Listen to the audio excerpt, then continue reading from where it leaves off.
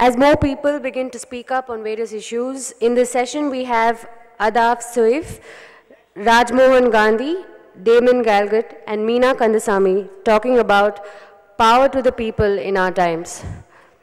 I invite the panelists to take their seats on the stage. Good evening, everybody, and welcome to today's panel on power of the people in our time. We are going to be in conversation with Ahedaf, whom you all know is an Egyptian writer, novelist, and a political commentator, activist.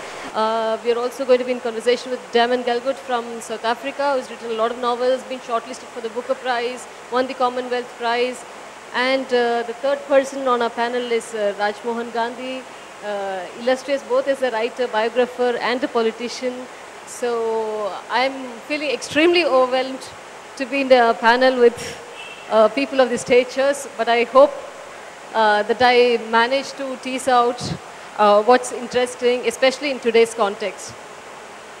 To begin with, we are in Tamil Nadu facing this huge controversy right now about the works of a writer, Perumal Murugan, for instance. And there is a lot of right-wing groups who have asked for a ban on the book, who asked for sections of his book to be deleted, and the writer himself has announced the death of the writer, or an obituary to himself as writer Perumal Murugan. So to start talking about the power of the people, I want to start about how central or how crucial is the freedom of expression to rallying people around a cause or rallying people for a protest or for any kind of expression. So we'll start with Damon. I would think freedom of expression is absolutely essential to that project. In the apartheid years in South Africa, the state took writers extremely seriously. Books were routinely banned on the slightest pretext. But there was a certain point, especially in the years leading up to South Africa's big change, where they relaxed that rule. I think I'm speculating because this was never articulated in public, but I think the state's idea was that of all the various ways in which people might express dissent, novels were probably the least important, that not many people read novels, and they actually relaxed their rules considerably. It also had the side effect of making them look permissive and tolerant, although there were no such thing. Of course, at the same time, they were cracking down on journalists very, very strongly. I think journalism is far more central to that project, perhaps, than fiction is. I'm sorry, but is there any way we can turn this off? I can barely hear what you're saying. Yeah. Can somebody please turn the fans off? Because I have some hearing problem as well. Right. Ahedaf, how do you think, especially from Egypt, where you have a large number of journalists in prison, and the Al Jazeera journalists, again, has been an issue that's repeatedly highlighted. So how central do you think is this, the freedom of expression, and how do we counter the kind of repression that always follows any kind of people's movement? Yeah, well, first I just want to say, because this is my first session, I want to say how very happy, glad, honored I am to be here in Chennai at the Hindu Lit for Life Festival. It's a great pleasure being here, and it's an honor being on this panel, absolutely. I agree with Damon, really, that I think that the target is journalists. I mean, here, of course, you have a very special issue right now, and again, I'm really glad and heartened that the festival took the step of issuing the statement that was issued earlier today. That kind of support is essential. But speaking of Egypt, I think that, yeah, we're seeing a huge attack on freedom of expression. And in fact, even on the concept of freedom of expression. One of the things that has happened, for example, is that after January 2011, there was a festival, not a festival, there was a kind of arts day that was put together in Abdin, which is the other huge square in Cairo, which was every first Saturday of the month. People just came over, and there was there were musicians and singers and people with art stalls and tea stalls, and it quite quickly became a focal point and a point where people could mix and listen to music from all classes. Now, one of the first things that happened with the new regime is that they closed it down. Now, there wasn't, they didn't know what people were going to say. They didn't know that there was any danger from it. But the idea of people gathering in a public place with microphones and with the freedom to suddenly say whatever they wanted was so threatening and so unpleasant that they just completely closed it down. And of course, as Mina said, we have journalists in jail. We have, apart from the Al Jazeera, we have young photojournalists who have been jailed not for anything they actually did, but for going out to photograph and report on protests about a year ago. So, yeah, I mean, I think freedom of expression is, without it, you can't have the kind of, the movements, the debates, the ability to push for change that you need. And the scary thing at the moment as well in Egypt, two scary things, which I'll just say very quickly, is the way that the media is so complicit in this. So that TV channels, for example, which are how most people get their information, it's not only the government, the state-controlled channels, but the private channels that have also fallen in line behind the regime and have simply stopped inviting people on talk shows, that have cancelled. I don't know if you've heard of Bassem Youssef, great satirist with a TV show that millions of people watched, and he's been shut down, and he's been also fined millions for breach of contract because he's not producing the program, which has been shut down. So that kind of complicity, that kind of just closing off of the spaces of dissent, plus the invention of new crimes, which they haven't even passed laws for. But now, people are in jail for insulting the judiciary, and lately people have been imprisoned. And mind you, they're charged, but then they're not tried. But their detention orders are renewed and renewed and renewed. So, but you can be charged and put in prison, awaiting trial, which you can await for a year or 2 years, for insulting the Ministry of Interior. So for insulting the police, insulting the Ministry of Interior, people are being put in jail. So yeah, I mean, freedom of expression is critical. The question to you, Rajmohan, is also central to the freedom of expression, but I find that in India especially, we have a culture where if you start questioning or you start being a force of dissent, then you're easily branded as an extremist element. I know that it happens in Egypt and elsewhere in the world as well, but for instance, in Modi's address about the Delhi elections, he said, he called Arvind Kejriwal an anarchist and then said, if you're an anarchist, go be an Excelite. And isn't that really extreme to compare somebody like Arvind Kejriwal, who is contesting the elections, who is taking part in the parliamentary democracy setup, to just brand that kind of a moderate person as an Excelite? What do you think about this idea in which if you just turn out to be a voice of dissent, you get pushed into the margins, you have all kinds of draconian acts against you? Am I being heard? Okay. Well, anyone who, sorry, not being heard. So I don't know whether this is on or not. Is this better? Yeah, okay. Thank you. Anyone in this world, this age, who thinks that exercising freedom of expression will only invite praise and appreciation should ask for a visa for another world. I mean, if you are surprised that Arvind Kejriwal has been savaged in this way, you will have many surprises every day. we are living in this world of where every available weapon is being used to crush freedom of speech, to crush democratic opposition, to prevent people who are liberal, who are progressive, who are democratic from coming together.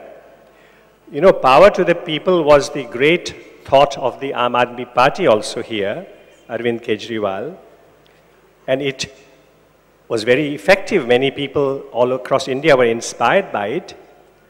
But then the BJP, Narendra Modi, came up with this idea of glory to the people, of a strong government, and India with a tremendous presence in the world. And many people in India were taken in by that. And then also, of course, the glory to the people idea or strong government idea was backed with an unbelievable tsunami of marketing. A tsunami of marketing that was made possible by melting a huge, massive iceberg of money.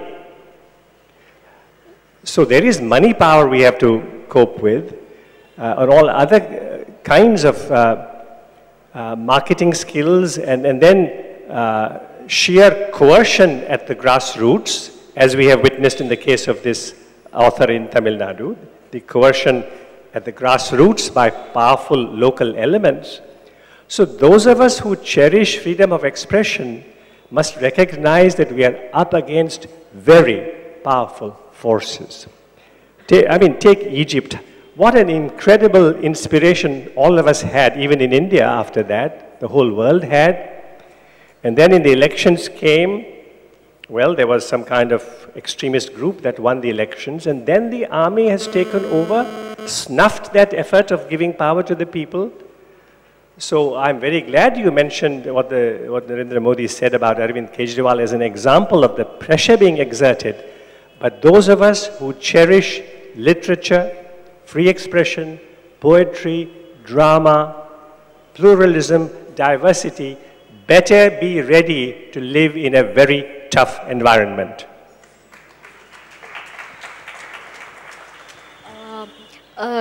It's inevitable that the comparisons were made between Egypt and the experience of the Aam Aadmi Party in Delhi, for instance. There were a lot of media reports which openly said that people coming to India Gate was India's own Tahrir Square. And in this context, I also think it's impossible not to mention Gandhi, the idea of passive resistance, the idea of leading people's movement. And much as we can have, individual criticisms about Gandhi on the question of caste, or Gandhi on the question of race, or things like that, which are brought out with a lot of nuance in your book. And you mentioned the idea of troubled times. And I want to pose this to the others in the panel. For instance, the idea of revisionism, the idea of revising history, to claim space for elements like Godse, to have the assassin of Gandhi, to have a statue for him in Meerut. This kind of communalization that we are seeing in Indian society, where even the most harshest critiques of Gandhi would be completely surprised and taken over by what's happening, this glorification of Godse, for instance, that you just can't come to terms with, that just completely paralyzes, shocks, I don't know, depresses you. So how do we deal with this, in which history itself is, grabbed by the collar and presented as something else? So how do we as writers bear witness? How do we as writers, mark our protest? I would like to hear from you on this.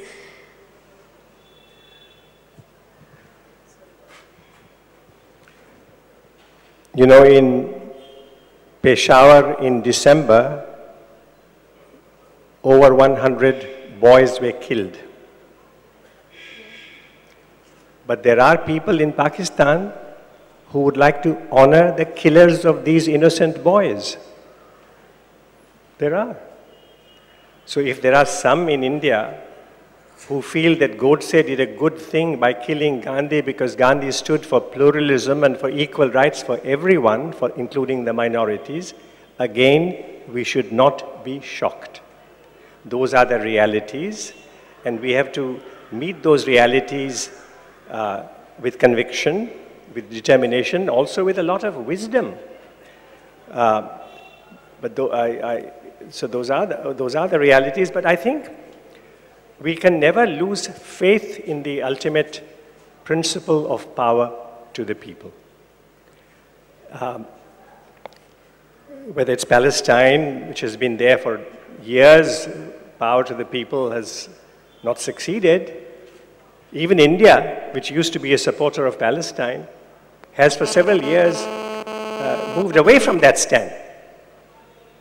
So there are many setbacks in the world. So it is a tough task for citizens, but also for writers, journalists, novelists, creative artists, to see how to cope with this very demanding, challenging, sometimes perplexing situation.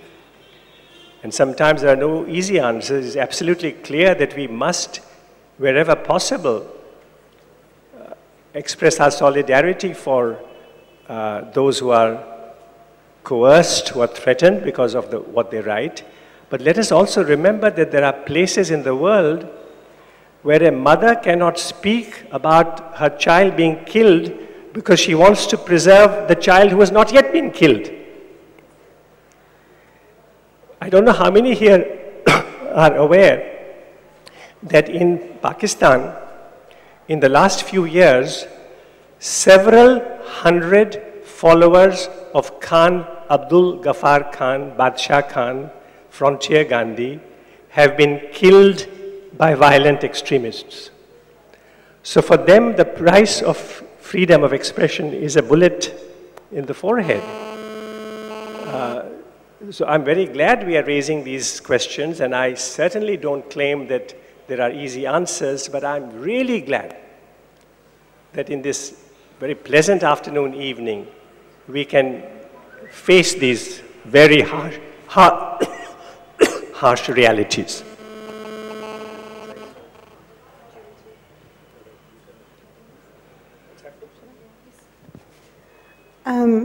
Okay, if I could just speak in two sections.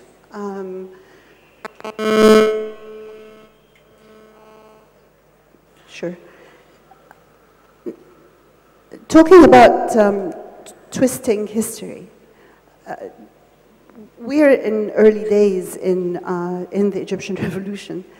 So just one anecdote is that the revolution, as you all know, happened or started on the 25th of January 2011.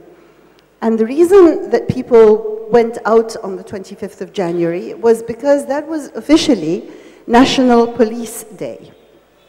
And the movement started not as a revolution, but as a protest against police brutality. We had seen a gradual uprise in police brutality in Egypt over the past decade. And actually, this is a bit of a tangent, but many of us would attribute that rise to the role that Egypt was playing as a renter-torturer for the Americans after 9th of September, after 2001. So Egypt was one of the favored places for rendition, where the Americans, because they couldn't torture people at home because it was against the law, would send them to Egypt to be tortured.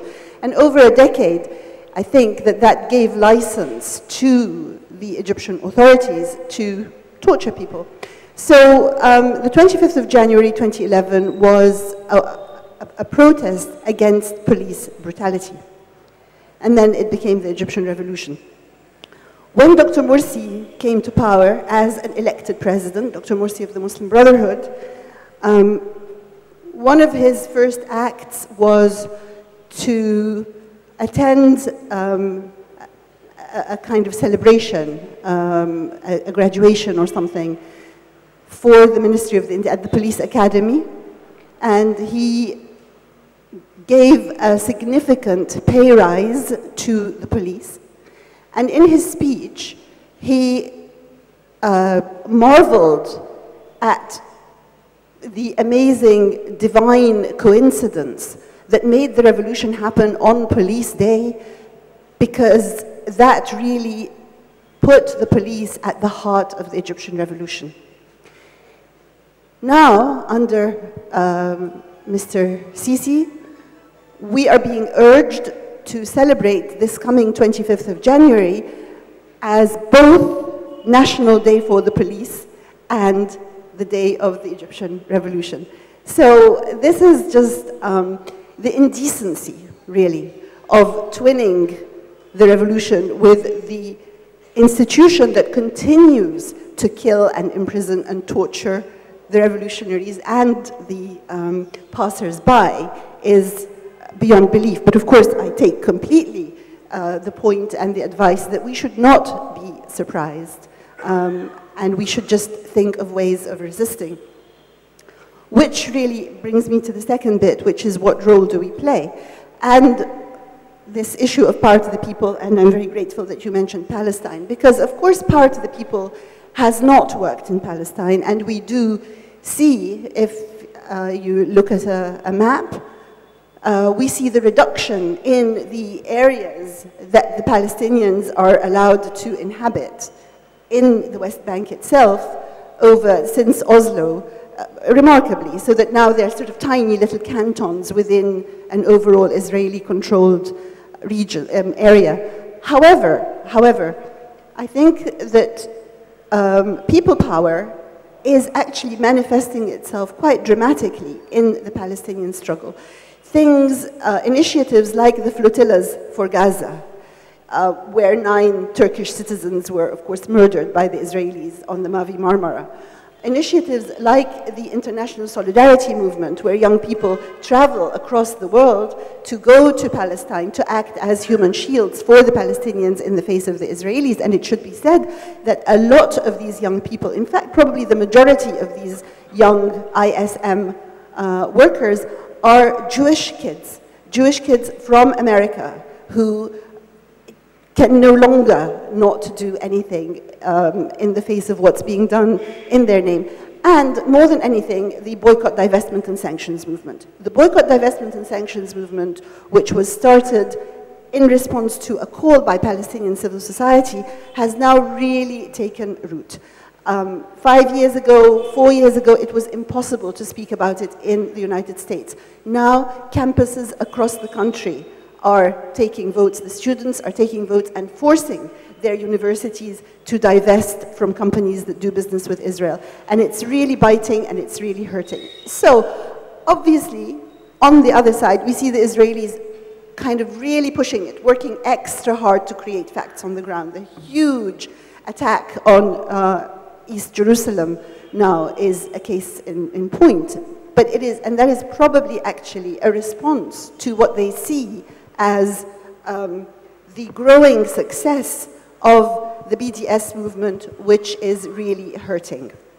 So I believe that civil initiatives are very important. I would have to believe that because we have nothing else, because we are not going to, buy tanks and carry weapons, because civil initiatives are what we have. But also, and this is my last point, talking about what writers can do, on the issue of the appropriation of history, which is also, of course, what Israel is doing and what Israel has been about from the beginning, I think writers have an enormous role to play because the narrative needs to not be surrendered. So what I know about what has happened, I will write, and I will write in a way that will, let's say I will use whatever I have as a writer, whatever skills I have, to make these issues alive, to make them leap off the page, to draw people in. And I guess that's why literary journalism is also so very important now. So I don't think we're powerless. I think that we do have power and that we have ways of using it. And the odds are stacked against us at the moment, but they won't always be. And in any case, we don't have a choice. Thanks, Hedaf. I'll come back to the question of Palestine in a little while, but I want to again tease out from Damon, who is a slight odd one out in this panel. How do you spend your time writing novels when the idea is that as you yourself pointed out, it's an easier medium to be political in, and you don't face as much repression. But do you feel like you're smuggling politics inside your books? Like your books, for instance, whether it's The Good Doctor or The Quarry, they do contain a lot of politics. So how do you feel with the form of fiction and its role or the undercurrents of politics that enter fiction?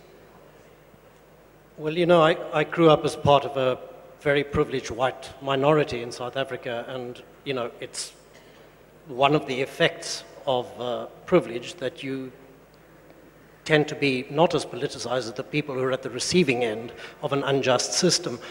I thought as a young person that I was free to write about whatever I liked, and in fact my second novel, which I wrote in my mid-20s, at the height of apartheid, I must add, I was dealing with something that was very personal to me, a critical illness in my early years, which broke up our family, and in a lot of countries that would be a very legitimate subject for a novel. And in fact I was completely startled to discover that people came down on me critically, not in South Africa, but elsewhere, saying, here is a white man who's totally obsessed with his own personal life while his country is burning. In a sense, I kind of lost my political virginity at that time, and I began to see my country and my place in it quite differently. But almost as soon as I began to engage with the country politically, our big changeover happened. And then I felt, well, I could sort of step back. But once you become aware of politics, you can't become unaware again. And of course, the personal is the political, as it's famously been said. We are once again heading for times where politics, I think, predominate. In a certain sense, I think South Africa's big moral issue under apartheid imposed a particular narrative on its fiction, which was both empowering in the sense that it's given rise to some really great books, but also limiting because you can't move outside of that area. You can't move into discussing your childhood or personal illness or a whole lot of things. It would seem like a privilege. Well, indeed, yeah, it is. And I have tried, I think, to show how the personal and the political intersect, you know, in my work, but there may come a time again when politics has to predominate over the personal. We're not quite there yet. South Africa's not nearly in the critical state, you know, that Egypt is in at the moment, or perhaps India might be shortly.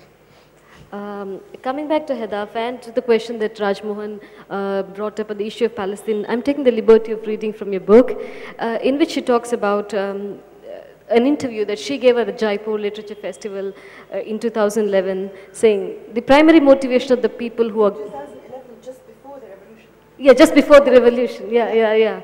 I think on the 24th of January, just a day before, saying the primary motivation of the people who are governing us is that they should remain in power in order to continue ransacking and looting the country. Now the main support that they have to remain in power is of course the Western powers, particularly the United States. And the price that they pay in order to be supported is to run policies that favor Israel. We're talking about Mubarak, but if we look at what happened in Palestine last year, for instance, the bombing of Gaza, do you think that Sisi, or the person in power right now, isn't he the same anti-Palestinian? Isn't he pro-Israel? Wasn't he responsible for block? So in that sense, what is the progress the revolution has made? I mean, haven't we put in place another leader who is... The revolution has made absolutely no the revolution is not there. I mean, the revolution is there still as a beleaguered, dissident, oppositional movement. It is not in power, and it hasn't been in power for one single day. And the situation regarding the Palestinians and regarding Palestine is even worse now than it was under Mubarak, because now Mr. Sisi is actually a president who has the country's backing, you know, I mean, and part of the media campaign, the PR campaign that has been happening has been to link the Brotherhood with Hamas.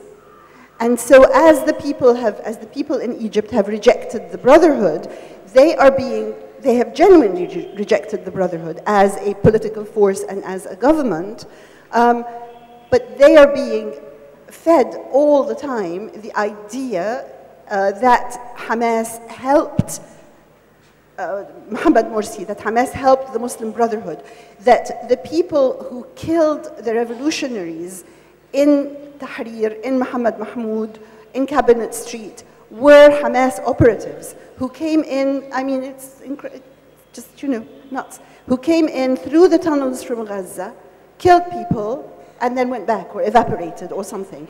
And that Morsi had a plan to give Sinai to the Palestinians. And so actually there is a campaign of vilification that is being conducted by this government, by this regime, against the Palestinians. And this is happening at the same time that the government is carrying out a policy in Sinai which is so radical and so brutal that nobody has dared do it before, which is to clear a 2-kilometer strip of land all along the border with Palestine, so that, you know, as a kind of antiseptic area. What this means is that Egyptian airplanes have been strafing Egyptian villages, Rafah, for example, on the border, and we have scenes where people are sort of sitting in the street with their sofas and fridges and so on, as their homes have been demolished in order to create a 2-kilometer security zone for Israel. It only, I mean, basically, the 2 last financial rescue packages that Congress in America has approved for Egypt were approved because of lobbying by the Israeli lobby in Washington. So that kind of tells you all you need to know about the position of this regime with the Palestinians. So no, the situation now is worse, of course. I have, building on this, for instance, it's 25 years since officially apartheid ended and all that, but now we have somebody like Jacob Zuma in power, who orchestrated the massacre of miners in Marikana, who's been, you know, clamping down on dissent forces, who is running something that's really, you know, like a very tragic thing. And the question is, and this is to all the panelists here, do you think a revolution ever stops? I mean, the whole struggle against apartheid or the Egyptian revolution, or what we call, yeah, the Ahmadi party's ideals of trying to, you know, press into corruption-free India. Do you think is the task ever over?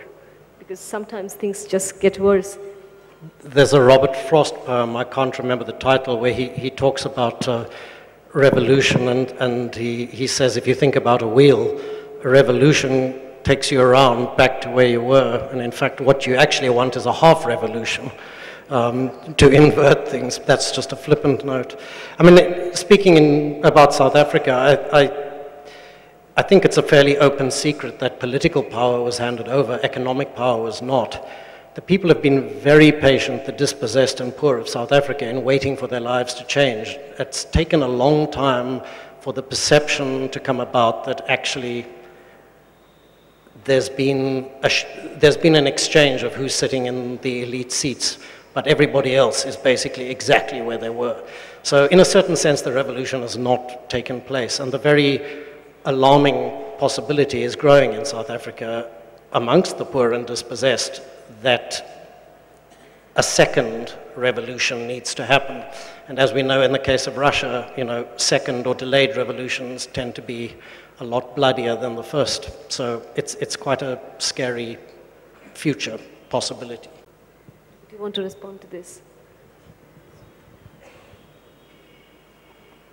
I think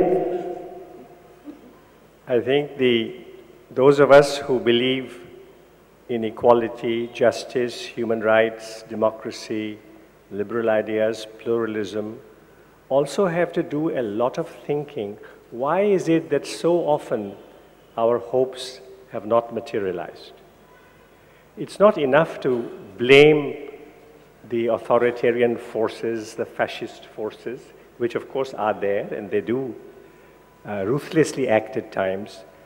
But I think those who believe in these values have to do a lot of soul searching to see why so often we have not succeeded. It's not good enough to say that revolutions will be never ending and will take hundreds of years. I think we must do some soul searching.